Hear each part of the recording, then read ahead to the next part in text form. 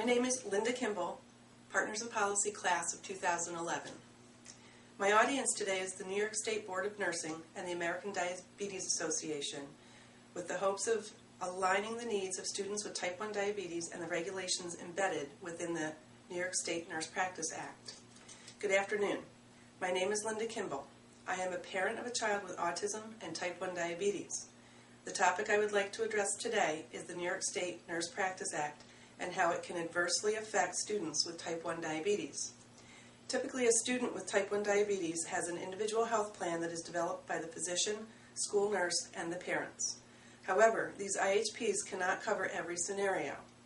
Managing type 1 diabetes is a 24-hour-a-day job that computes to 8,760 hours a year. Of those, 1,350 are spent at school.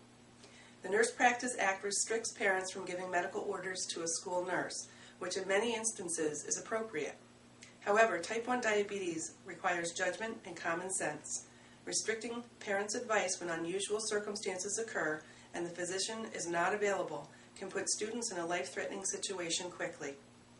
When a student has good support system at home and the physician feels confident in their ability to manage the patient's diabetes, that support should be available during school hours as well.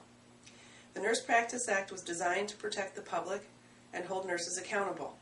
I understand that licensed professionals have to protect their license, but when an IHP lacks room for judgment, common sense, and respect for the individual's medical need in the moment, then following an IHP to a T becomes a tool to protect the nurse, not the student. When a school district doesn't have a full-time RN, a non-medical staff member can be designated to provide medical care as prescribed by a physician. Non-medical staff receives little training and has no first-hand experience. However, the parent or caregivers with the most experience can't make a judgment call during school hours. This puts the student in a difficult and unhealthy situation because they need the same continuity of care 24 hours a day.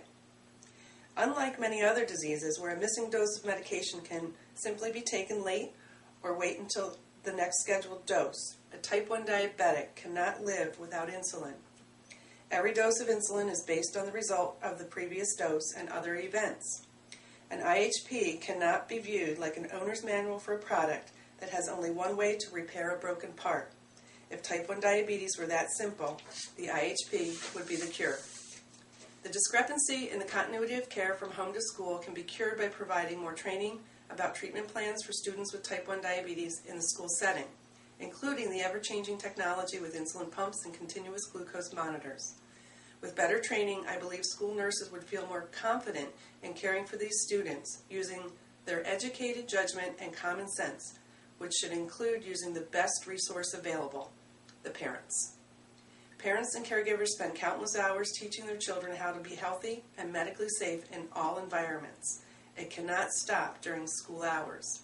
When it does, life skill is lost and lifelong health complications begin. The Nurse Practice Act is intended to protect the public. The public cannot be protected if their disease is treated generically across the board.